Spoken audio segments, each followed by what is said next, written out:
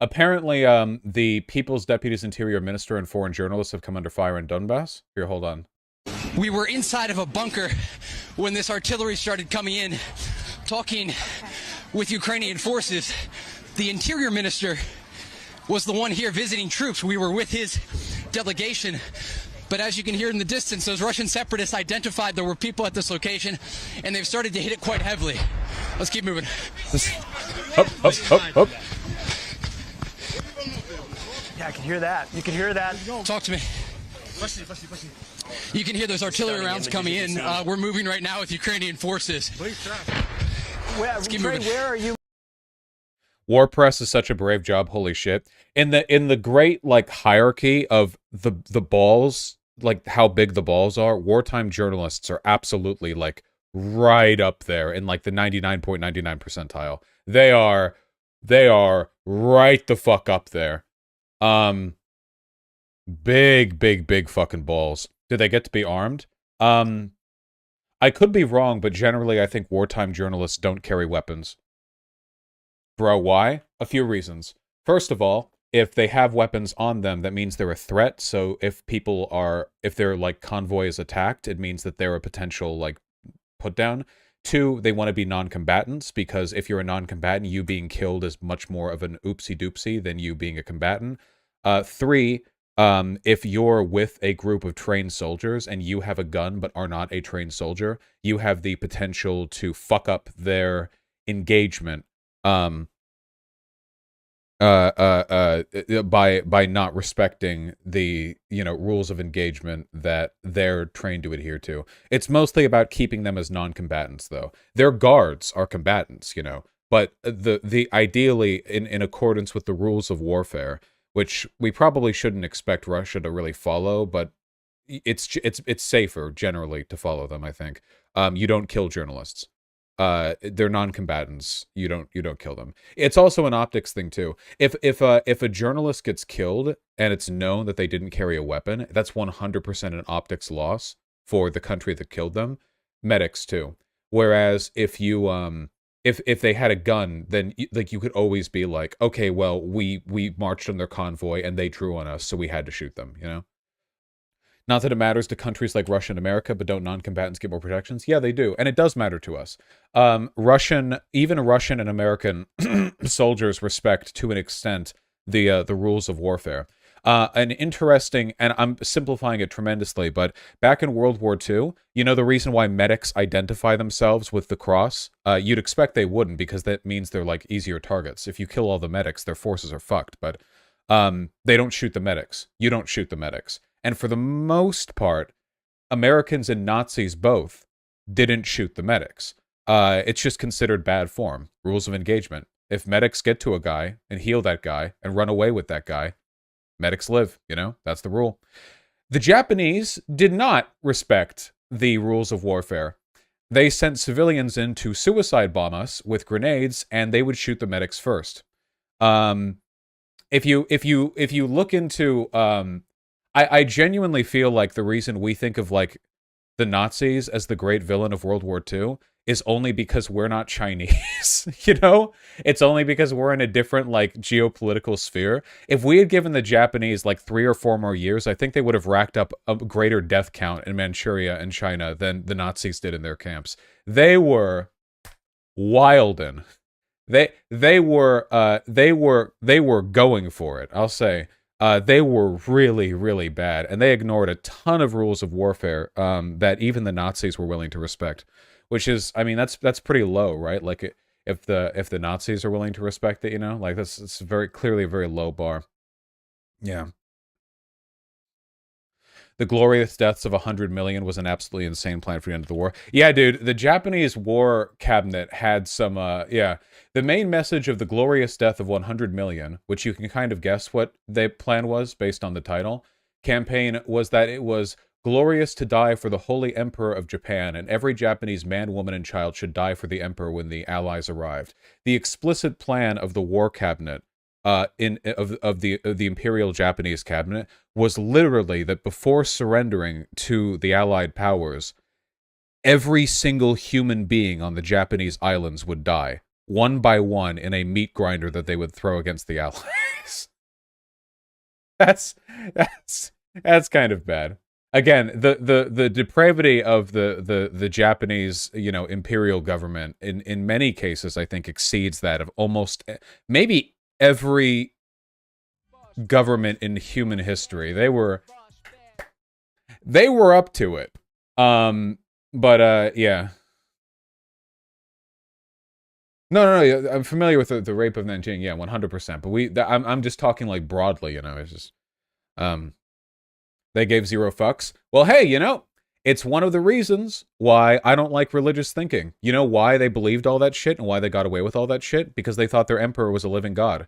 It turns out that if you think that your emperor is a living god and the only way to protect that living god is to sacrifice your entire nation to defend them, you can justify basically literally anything, Whereas, like, German outfits would surrender, Japanese ones wouldn't. Like, not at the same rates. They would just suicide. They're fucking. They would charge like unarmed. There was just much less of a mutual, I guess, like respect for the decorum of war. Like even Nazi soldiers, like the Wehrmacht, like they would surrender. They'd get put in POW camps. The British would be put in their POW camps. That's not to say the Nazis weren't brutal. You all know how I feel about the Nazis. The only point that I'm making is that, like, the Japanese government, I feel like, gets away with a lot of shit. They never even apologized, by the way. Like, they still haven't fucking apologized. Imagine if Germany today still, like, hasn't apologized for the Holocaust. Like, Jesus Christ. The Japanese government is fucked, man. The whole fucking country. They don't teach about it. They don't apologize for it. Yeah. Absolutely wild.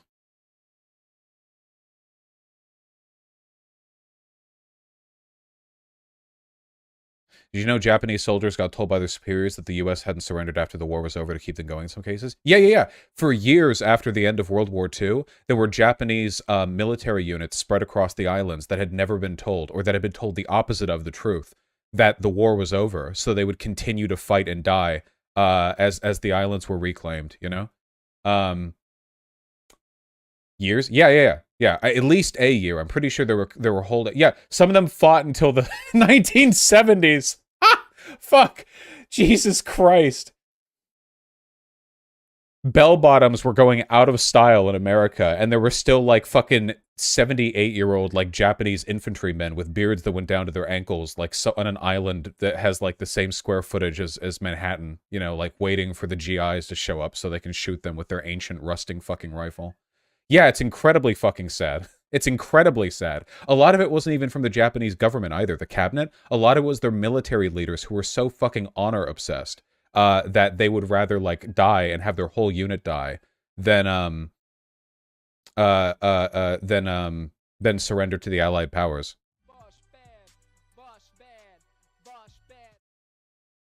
You should mention Germany did not respect any war decorum in the East and the JP government. Yes, that is completely true. Sorry, that is completely true. The Germans did not respect any war decorum when fighting with the Soviets. That is 100% true. They respected it with us because A, we weren't communists. Well, neither were they, but we didn't claim we were communists. B, we were whiter than the people to their east. That was the main reason. And yes, the USSR also did not respect. Okay, honestly, for World War II, listen, okay, respecting the rules of warfare was basically an Allied powers and Nazi Germany deal.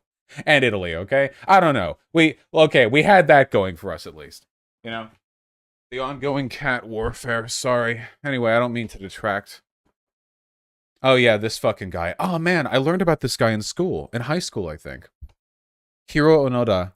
Was an Imperial Japanese Army intel officer who fought in World War II and was a Japanese holdout, a thing common enough that it has its own Wikipedia page, who did not surrender at the war's end in August 1945. When the war ended, he spent another 29 years hiding in the Philippines, until his former commander traveled from Japan to formally relieve him of duty by order of Emperor Showa in 1974. He held the rank of second lieutenant in the Imperial Japanese Army. He was the penultimate Japanese soldier to surrender, with Teruo Nakamura surrendering later. They brought back his officer out of retirement to go over there and personally relieve him of duty. He wouldn't accept the news that it was over until he was told by a superior officer. Absolutely insane. Yeah, he wouldn't accept anyone else. Jesus. He thought it was enemy propaganda the Empire had surrendered. Yeah, I mean, yeah. Yeah, he is the main character. I had heard the Emperor himself had to tell him. No, on behalf of the Emperor. Yeah. Fucking wild, man. Yeah, the Japanese holdouts. Anyway, while reading through stuff like this, I think this is a really important... I think it's important to read this and understand why we have decorum for the rules of war. When I was young, I always thought that was dumb. Like, rules of war? In war, the only rule is to win. Oh, no, not really. Well, I mean, that is the main rule. But also, there should be... There are other rules, you know. There are important other rules. Yeah. It's important yeah. What enforces the rules of war? Is that the purpose of The Hague? Yeah, you can be tried for war crimes, but realistically, that's usually not going to happen unless a government that violates those laws, like, has an unconditional surrender, so that doesn't happen too often.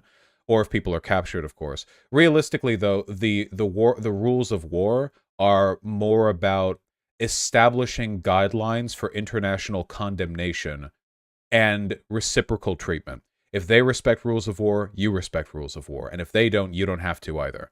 You know, like, for instance, killing POWs. It is a war crime to kill prisoners of war, okay? With the only exception being spies. You can kill spies when you find them. You don't have to keep them captured, because spies are slippery and they can slip through cracks in the walls of your prison cell. So you just kill them. But regular prisoners, non-spies, you keep them alive. Do rules of war, etc., apply to private military contractors? What an excellent question. No. Kind of.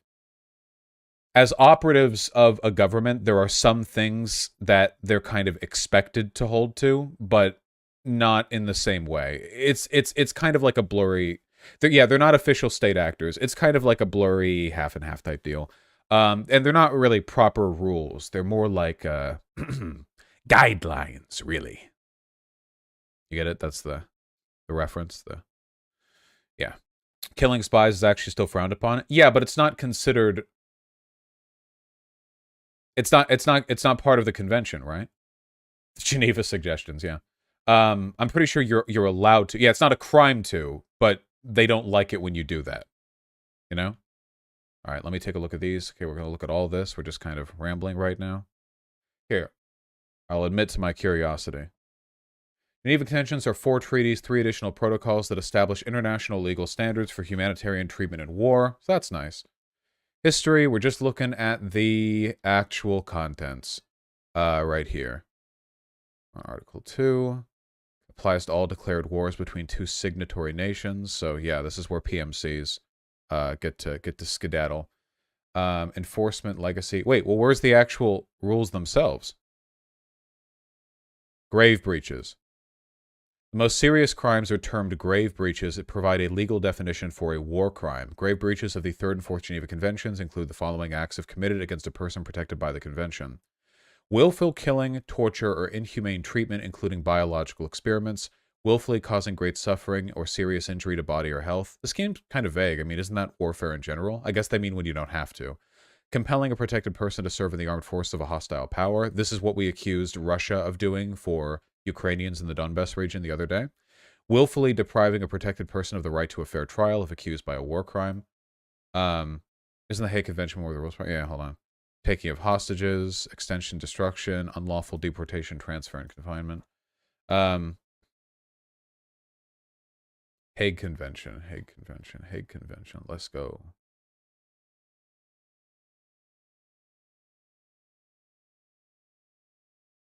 Man, I didn't want to read. That's a research stream topic. We got to talk about Ukraine. Sorry, I'm following a bit of a rabbit hole right now. Life like this is what your life like. Try to live your life right. People really know you push your buttons like type right. This is like a movie, but it's really very lifelike. Every single night, right? Every single fight, right? I was looking at the gram and I don't even like likes. I was screaming at my daddy, told me it ain't Christ-like. I was screaming at the referee.